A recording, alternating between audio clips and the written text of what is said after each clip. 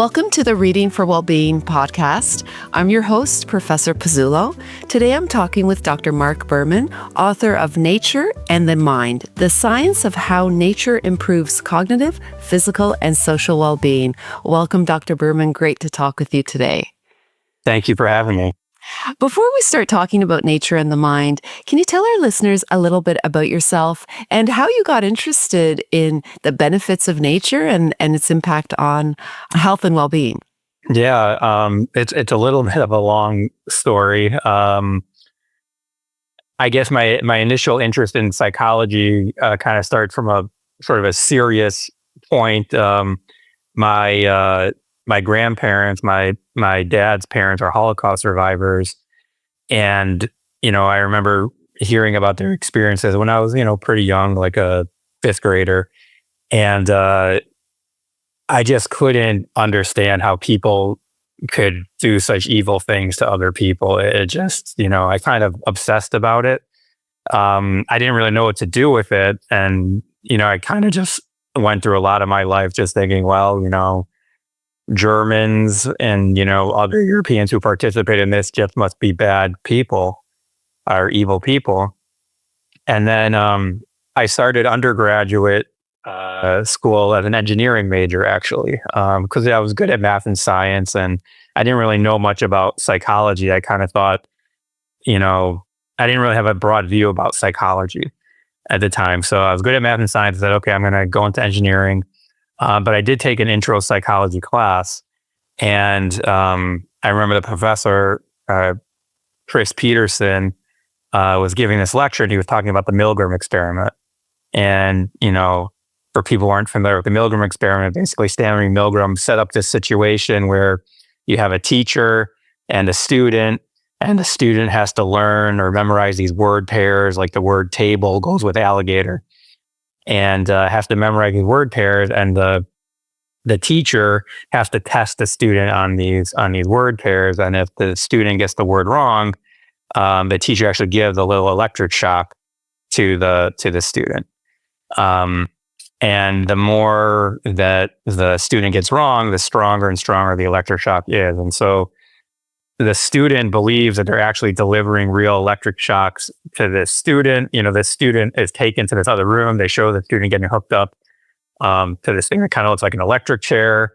The teacher is taken to another room. If the student gets something wrong, the teacher hears, the executive recording hears the student say, "Ouch, that hurt." And what was really interesting and what I found disturbing, but also enlightening, is that about 2/3 of people were willing to deliver, almost fatal electric shocks to the student. And, as the student was getting, making louder noises like, "Oh, this really hurts," the teacher wanted to stop, but there was kind of this authority figure there that said, this experiment said, "No, you must continue." And, most of the teachers did continue. And, there's ethical problems with the study, but I just found it eye-opening because it suggested to me, and I think this is what Stanley Milgram was trying to understand, is why so many everyday people participated in the horrors of the Holocaust. And it's like, well, if the situation is such, even, regular, normal, even good people can do really, really bad things. And I just stepped away from that and said, oh my God, even giving my grandparents' experiences, maybe I could be capable of doing something really bad. So that was very just mind-blowing to me. And I kind of always looked at that study not so much as just a study of obedience, which I think a lot of people looked at it as. I looked at it more as like a person-environment situation, that you have this person in this kind of environmental context. Yes, there's somebody telling them what to do, but the whole environment, and even, Milgram tested that he did the study at Yale, in an institution, he got different results than if he did it in like a mall or some other public area. So that really stuck with me.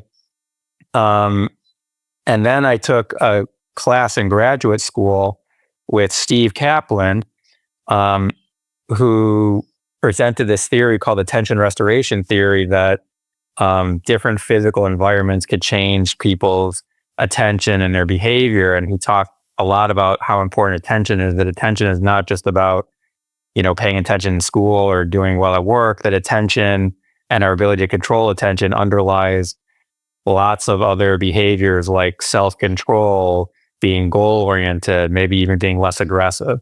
And again, I just thought it was really fascinating. And people at the time, when they were talking about changing people's behavior performance, they were more talking about like training people or giving people some kind of pharmacological intervention. I didn't hear very many people talk about changing the environment. And it was there too that Steve Kaplan introduced me to Kurt Lewin, the very famous social psychologist, who had this theory that human behavior is a function of the person and the environment. I thought that was really, really interesting. And Lewin also said this other thing that I thought was really, really important, that basically there's nothing more applied than a good theory. And I just thought, wow, if this attention restoration theory really is true, that could have a lot of applied implications. So I basically, at that moment, I changed everything that I was doing in graduate school. I said, I'm going to test attention restoration theory. And it kind of just went from there. And, we've really now in my lab, we focus on how many different environmental features affect brain and behavior. Yeah, thank you so much for that. I'm so glad that you are focusing on environment, and I'm so glad that you are focusing on nature. I absolutely loved your book, and I have to admit, you've got me counting the number of trees on my daily walk. So thank you for that. I wonder if you can talk a little bit about the impact of spending time in nature. What does it do to us? Yeah, well, it does a lot of incredible things. I guess I'll start with attention. So that we find that brief walks in nature, like a 50-minute walk in nature versus a 50-minute walk in a more urban environment, can improve people's attention and their working memory or short-term memory performance by about 20%. So in these studies, we would bring people into the lab. We would give them a difficult working memory or attention task called the backwards digit span task, where participants would hear digits out loud, like 3, 8, 4, and then they need to repeat them back in backwards order. So 4, 8, 3. At 3 digits is relatively easy, but we keep increasing the number of digits up to about 9 digits. At about 5 digits, the task is really, really challenging.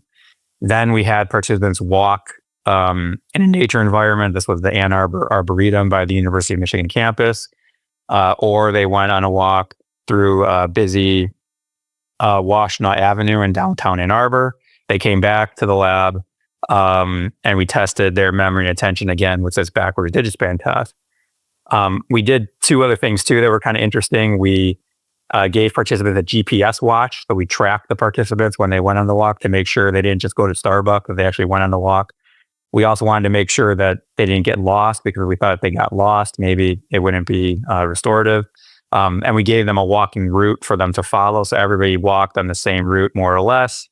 And we also took participants' cell phones. We didn't want them chit-chatting or texting on the walk, because we wanted them to be fully engaged with the environment.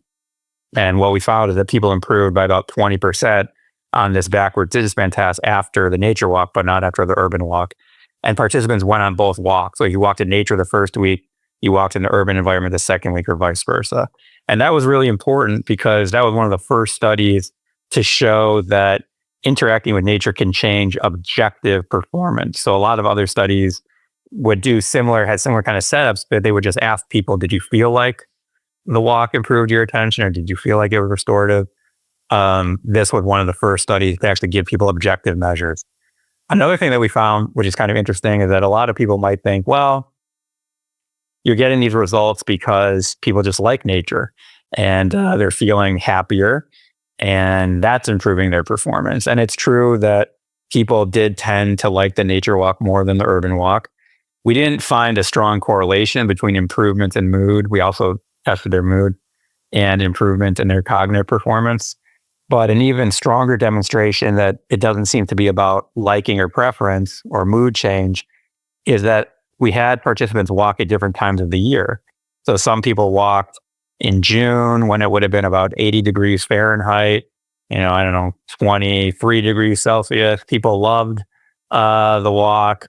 They showed really healthy cognitive changes or changes in the backward participant task. We also had people walk in January, maybe it was like 25 degrees Fahrenheit or minus 10 Celsius. People said, I did not like that walk. Mark, I did not enjoy that walk in nature. But those participants showed the same attention and memory benefit as the people that walked in June. So that was also important, that you didn't necessarily have to even enjoy or like the nature walk to get these benefits. So that was very interesting. And we've also shown that you can get some of these benefits just listening to nature sounds or looking at nature pictures. So you can get these cognitive improvements with even these simulations of nature. We've shown that interactions with nature are related to lower crime rates. A study that we did in Toronto showed that having more trees on your city block was correlated with lower cardiometabolic disorders, or lower rates of heart disease, stroke, diabetes, even when you control for age, education, and income. We find that interactions with nature change what people think about. People tend to be more reflective in nature. They tend to think less about themselves and more about others. They tend to also think more about the past. People feel less impulsive in nature.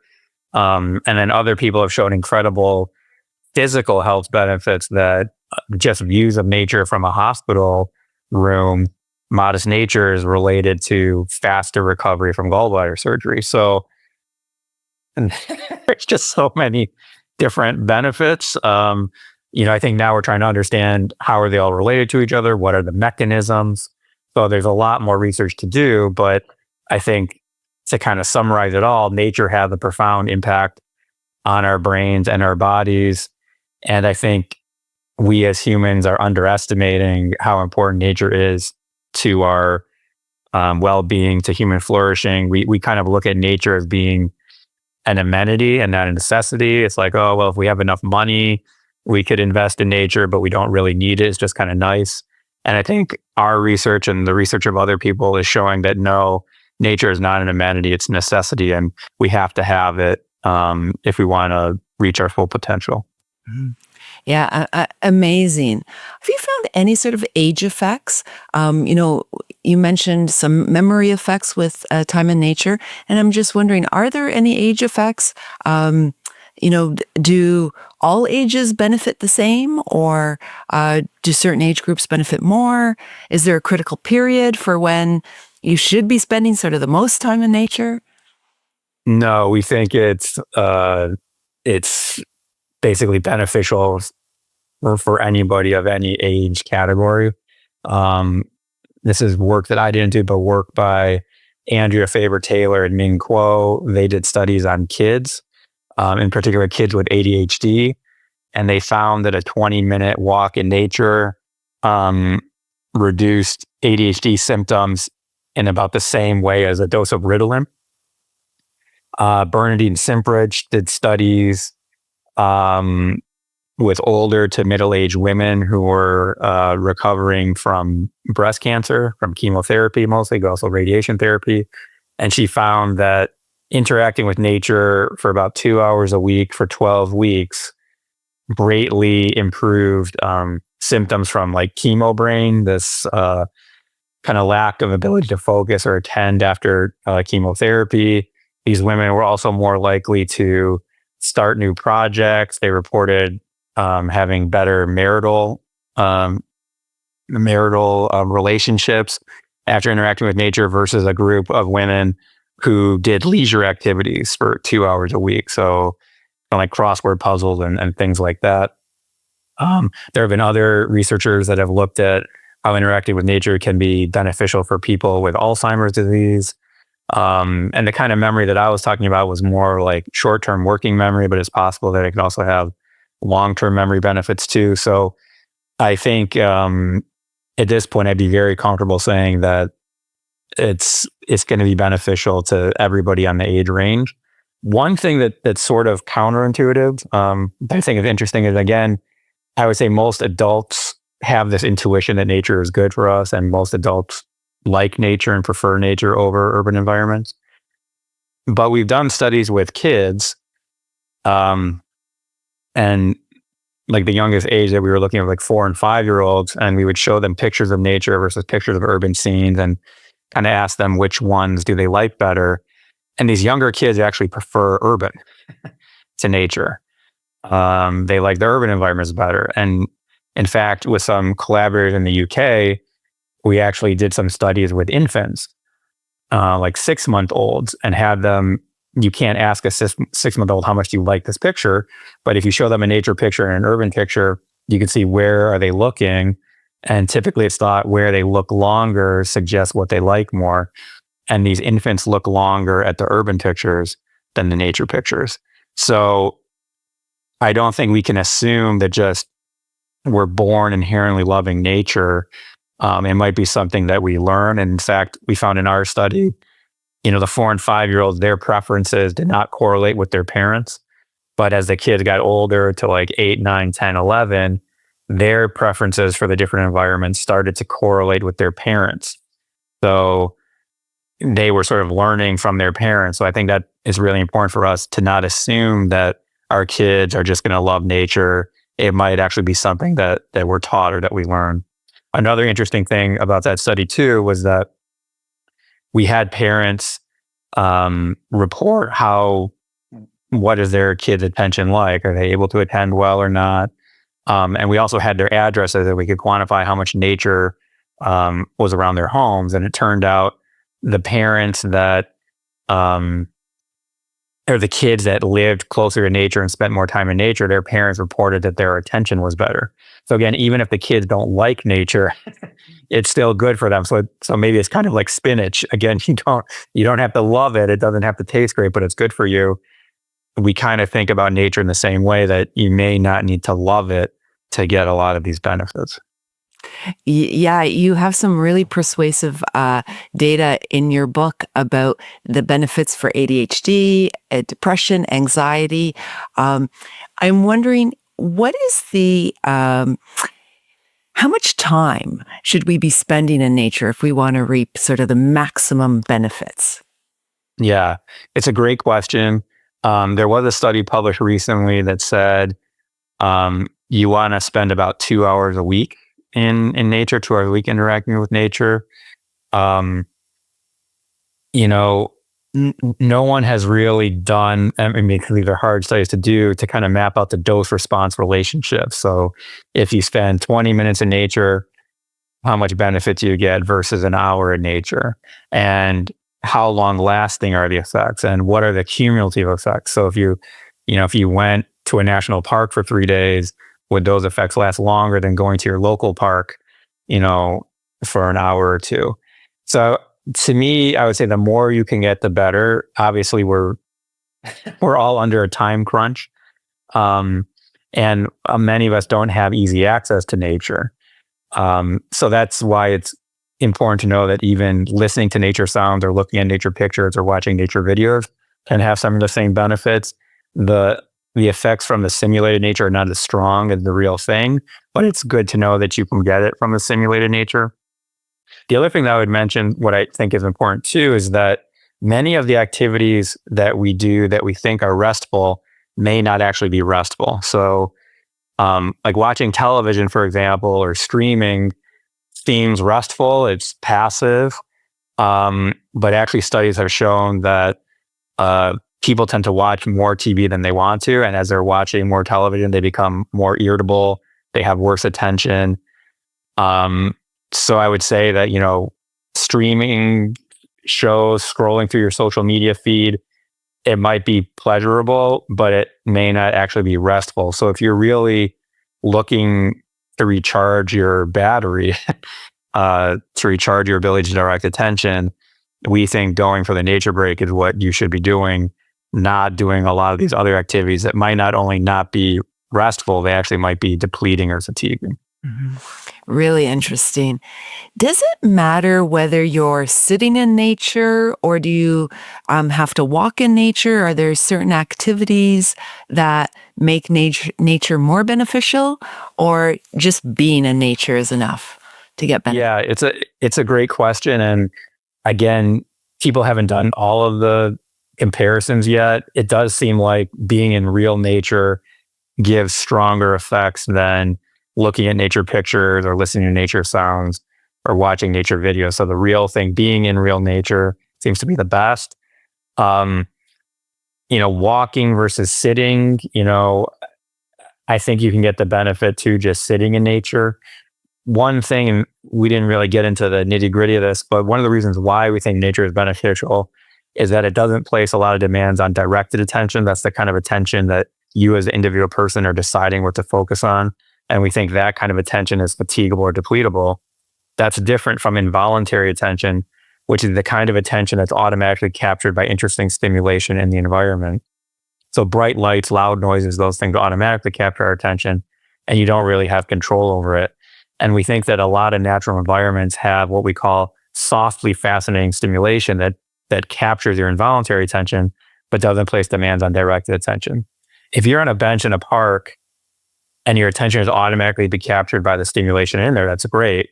But I wonder if you're sitting there too long and you're getting too used to it, it might become boring. And then you might want to kind of like get up and go to a different spot. And I think when you're walking in nature, you're kind of, to me, less likely to just kind of saturate as you're walking through a natural environment. There's usually new things to kind of capture your involuntary attention. They're softly fascinating. On the other side, like maybe you're a runner or a biker and you like to bike in nature or run in nature, which I think is great.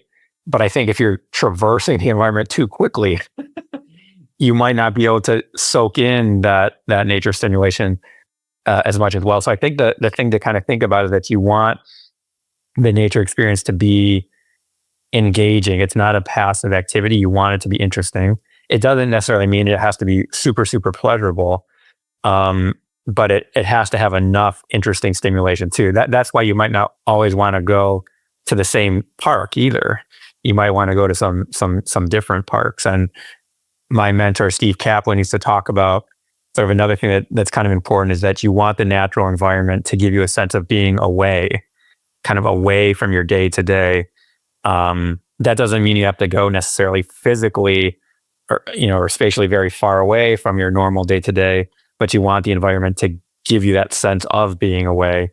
So, you might have like a nice backyard where you can sit, which is good, but maybe that doesn't give you enough sense of being away. You might actually want to walk a little further to your park to get that kind of sensation. Amazing. If there were three main messages you'd want our listeners to know, what would they be? I think one is that don't take your directed attention for granted. We have a limited ability to control our attention. And I think we've all had that sensation at the end of a long work day, or if you're, listening or trying to pay attention to some kind of lecture, but it's not the most engaging, that is very mentally draining and tiring. And that's when we say you're in a directed attention fatigue state. That's the time to take the break in nature. So I think people need to be mindful of that when your mental energy, your directed attention battery is drained. Don't necessarily try to power through. We think that's a good time to take the break in nature. And again, I think we don't appreciate how important attention is, that, maybe we can't be as cooperative, as patient, as goal directed, if we don't have the ability to direct attention. So when that battery gets drained, it's going to seep into, many, many different pockets in our life. So, and we live in an age now where so many different things are vying for our attention, and again, I'm not trying to demonize technology and things like that. I think technology is good, but, a lot of these technology are kind of geared to keep your eyeballs engaged with the with the app or whatever you're looking at on your phones for as long as possible. And so that we think is also draining your directed attention. So I think the first thing is be mindful of your directed attention. Treat your directed attention as like this precious resource that you need to be your best. And the way that we think you can recharge it is with interaction with nature. So that kind of leads into my second thing, that when you feel like your attention is taxed or drained, don't start streaming something. Don't start scrolling through your social media. Get away from your desk, leave your phone at home and try to go for a walk in nature. If you don't have easy access to nature, then you can look at some nature pictures or watch like a nature video or listen to nature sounds. They're pretty easy to find on the internet. So that, and the other thing too is that you can also change things in your space. Like this plant that's behind me is a fake plant. I don't have good enough lighting in my office here to have real plants. So even artificial nature can have benefits. And then I think the third thing is that it's not about liking necessarily. So, we treat nature as sort of an amenity and not a necessity. And what all this research is saying, people that interact with nature heal faster from surgery. Nature that was around public housing projects was related to reduced crime and aggression. We found with cell phone trace data, so we knew where 100,000 people lived in Chicago and 300,000 people lived in New York City, and where each person went for an entire month.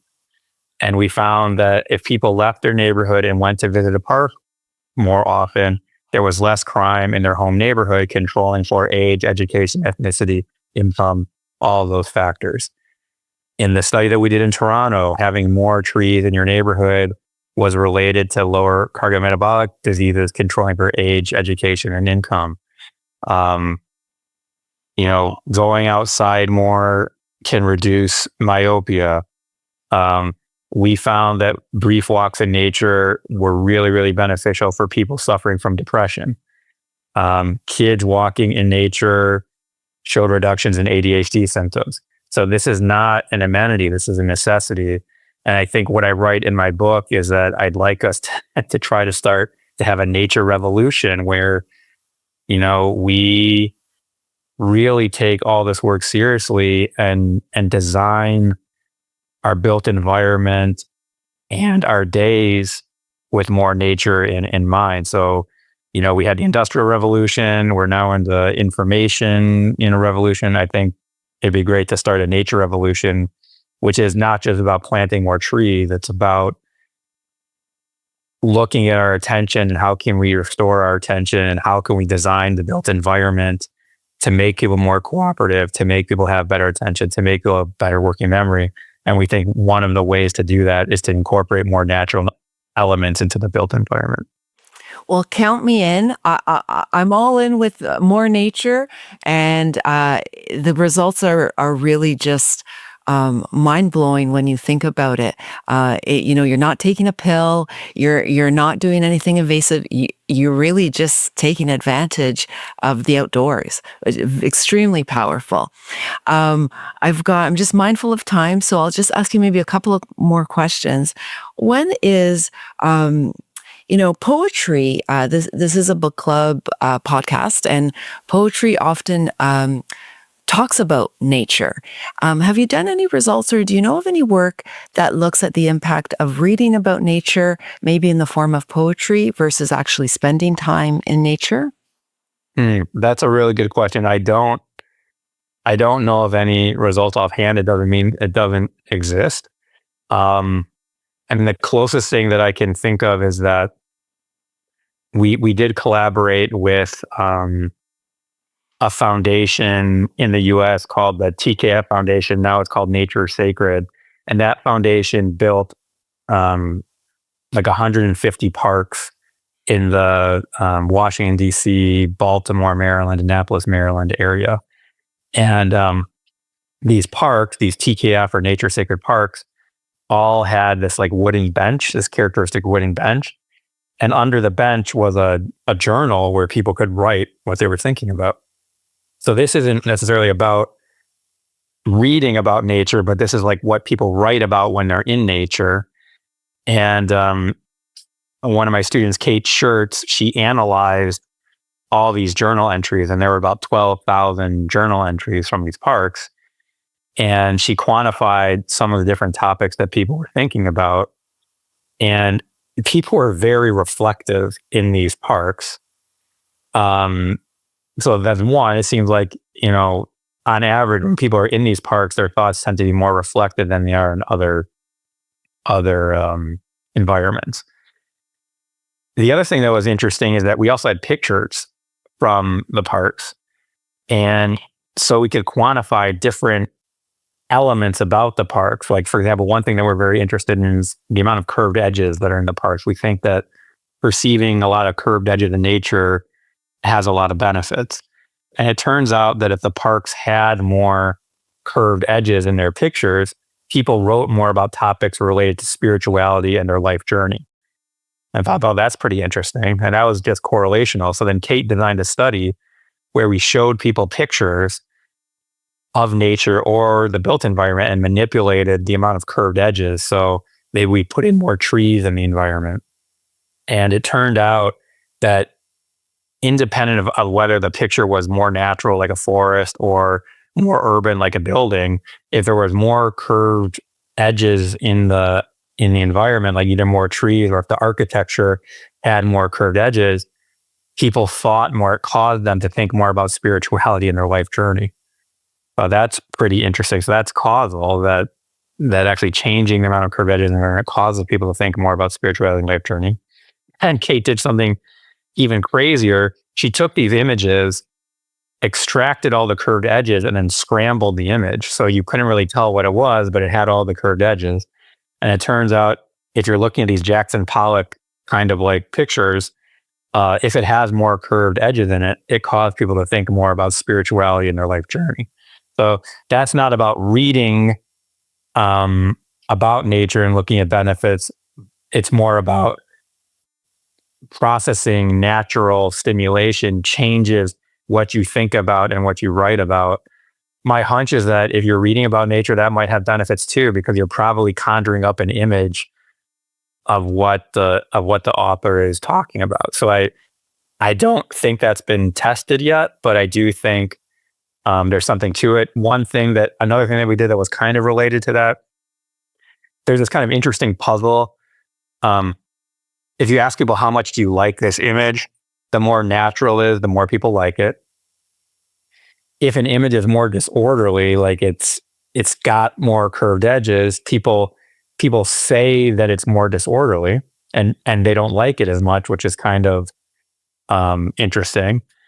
But the paradox in that people rate natural images as being more disorderly. So it's like, wait, what's going on here? You people like nature, they don't like disorder, but they say nature is more disorderly. So what's going on here? And what we found is that basically nature trumps disorder. So even if nature is seemingly disorderly, people like it more. So like the effect of nature is like 9 times stronger than the effect of disorder. But it did kind of suggest, well, maybe the most preferred kind of nature would be like a manicured, Parisian park, maybe, But the other thing that's kind of interesting, why I'm bringing this up, is that we also did the same study with words. So not showing them a picture, but just giving them the words like river or bank or building, and had them rate how much they like those words. And we saw the same kind of effect. If the word was more natural or representing something more natural, people liked it more. If the word represented something more disorderly, they didn't like it as much, but they rated the nature words as more disorderly. And again, there we saw that, yes, even if you rate the word nature, a river, as being disorderly, you still like it more. That the natural effect trumps the disorder effect. So that, I think, is kind of like language here, like reading this thing has some of the same impacts as seeing an image of it. And so it does have me thinking that reading about nature could be beneficial, although reading also takes directed attention. So if it's a really difficult language, I don't know, maybe it's hard, but you could imagine something that's very beautifully written and poetic, and if it's about nature, yeah, I would hypothesize that, yeah, that might have some benefits. Thank you so much. Would you like to leave our audience with one final thought on nature and well-being? I mean, I think we covered a lot of the territory. I guess, one thing again, I would say there is this theory called the biophilia hypothesis that humans have this inherent love of nature. And I think that theory is interesting, but I think our results say don't just assume that people are going to love nature. And it's kind of a learned behavior, we think. And the other thing is you don't have to love nature to get these benefits. So you might view yourself as a city person. For some of these things, it doesn't really matter. Like we think you would still get the attention benefit from nature, even if you don't enjoy the nature interaction. I think another thing I'd want to mention too is that I wouldn't want to demonize cities. So I wouldn't want people to read my book and say, and I talk about it in the book, let's all move into the countryside and forget about living in the city. I think, no, that's exactly the opposite of what we want to do. Cities are good. We've shown that cities have actually bigger, more populated cities have lower rates of depression than smaller cities. More populated cities have lower racial biases than smaller cities. So there's a lot of benefits to cities. My colleague Luis Betancourt has shown that cities produce way more innovation and wealth, even bigger than just their size alone. There are these kind of exponential effects. What we're trying to stress here is let's keep the benefits of cities, but get also the benefits of nature. Let's naturize our city. Let's get more parks into cities. Let's do creative things with the architecture. Imagine having skyscrapers that had like these green walls or hanging plants coming all the way down. I think there's a lot of creative things we can do to kind of naturize our cities and to really improve the built environment for human well-being. Thank you so much for being with us and giving us your insights on the impact of nature on well-being. The book is Nature and the Mind by Dr. Marc Berman. Thank you so much. Thank you very much. I really enjoyed it.